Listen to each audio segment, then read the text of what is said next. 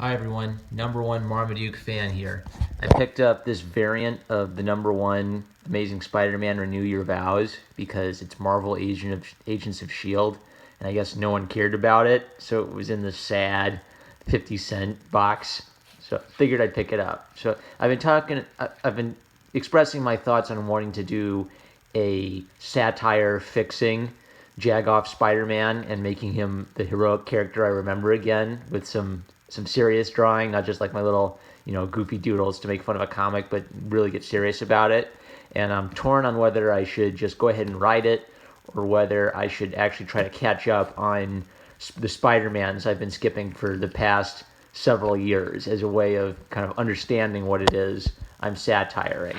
So I picked this up, and now that Douglas Ernst and Zach have talked about where it's gone, it's like I can see the germ of what would become lame later, like Mary Jane roasting Peter at the dinner table over not changing Annie's diapers, and him using his webbing to make a diaper that one time, and him saying, "Oh, sorry, what do I owe you?" And her kind of joking that there's nothing in the world that he can do to repay her for how wonderful she is. And the thing is, in a loving context, this plays as fun banter between between a healthy in a healthy relationship, a healthy husband and wife, and they rib each other a little bit. So yeah, she plays kind of the stern mom, but she shows affection to him. She loves him, and she's not demeaning him or abusing him. But that once you've seen kind of the later issues and how it sort of almost degenerates to her belittling him and going behind his back and stealing his powers, then it looks a little creepier in hindsight. But I really like this comic all by itself. I thought it was kind of a healthy and beautiful view of Peter and his view of responsibility, and I almost look at this as kind of a really great self-contained what if story. Like if this was an Elseworld, I would think this was just amazing and the bee's knees. Kind of a sad story, but really swell. And this is supposed to be, I guess this was tied into Secret Wars, so these aren't the main characters. Like Captain America has an A on his chest and a star on his head. That subtle little things like that, just to kind of clue me in that this isn't the real Captain America. I really liked seeing Peter really invested in his family and really emotionally passionate about protecting his family. So when Venom pretty much existed and was hyped like no one's business the entire time I was alive. So Venom was kind of the Spider-Man villain of my childhood, and he always had this sort of intimidating, bullying presence in Peter's life whenever he showed up. So this scene of Peter, thrusting forward and punching Eddie with more power than he's ever given it before, really affected me, because this is Peter physically taking on someone who I think is his physical better. And the drawing didn't really sell it to me. He's kind of just sort of stiffly floating there. I think some better use of action line would have visually reinforced the energy of this punch. But here the words help sell the idea. Everything I've got, all in one shot, no holding back. Never hit someone like this before. Bones in my hand, crack and shatter, and I don't care. Peter is so emotionally invested in his family that he is going to greater lengths as Spider-Man than he's ever been able to go to before. And MJ, the Avengers go fight some villain and die, but MJ thinks, she uses her brain, she kind of leads Venom on a goose chase, falling an ambulance, falling a fire engine, because she knows that Venom is hurt by sonics and fire. And this stuff, like I kind of a wonky, almost like John Romita Jr. shaped head. He's not the artist of this one, but kind of that simple geometric shape. But man, this is Spider-Man. He looks out.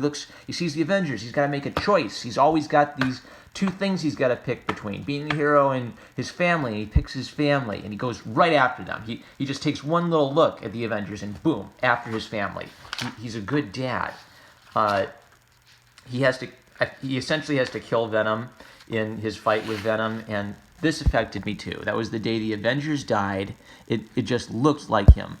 Oh, the day that blah. That every last hero died, even Spider-Man. It just looked like him standing there, but that was just me, Peter Parker, a dad in a stupid red and blue suit. And the closing scene is he's, walking his girl across the street, and he's ignoring the Vulture robbing someone because he has a bigger responsibility, and that's his daughter. So, wow, a whammy ending. Really, if this was an Elseworlds book, this would be one of my favorite Spider-Man stories of all time because it's sad. He has essentially given up on the dream of with great power comes great responsibility, of stopping criminals like the guy who hurt his Uncle Ben. But it's because he's taken on the greater responsibility of being a father, and that divides his attention. It's almost like something out of the Apostle Paul writing about the benefits of being single versus the man who has to please his wife and family. But this was a heroic Peter. He was not a Jag-off. He fought Venom with everything he had and straight up beat Eddie Brock Venom. He was emotionally invested in protecting his family. He was a real man. So this was a nice glimmer of the character I loved as a kid, and I know that this kind of later became something that a lot of people are unhappy with. It became kind of the MJ and Annie show with Peter being the clown comic relief, I guess. But this was really effective and really powerful. So Dan Slott can do it when he really wants to. I think I'm going to keep reading new Spider-Man comic books until I get a really full feel for how the character has been treated in the past 10 years. I think that's going to give me more content to make fun of, since I want it to be a satire. I want it to be in safe legal territory. So I figure the more Jag-off Spider-Man I read, the more I'll be able to roast him, and the more I'll be able to really knock out a solid story that hits home. Because it'd be easy just to write him as, a stereotypical pure Jag-off just to make fun of him for the satire. But I do want it to kind of hit home a bit, that I actually read this character. I love this character, even in the hard times. I'm going to be there for my boy Spidey, even in the hard times, to see if I can think through what it would be like to make him work again. So I'm #1 Marmaduke fan. Sort of studying. I got a ton of comic books, so I won't be able to review them all. But I'll try to do one more today, and then I'll get it to work. So catch you later.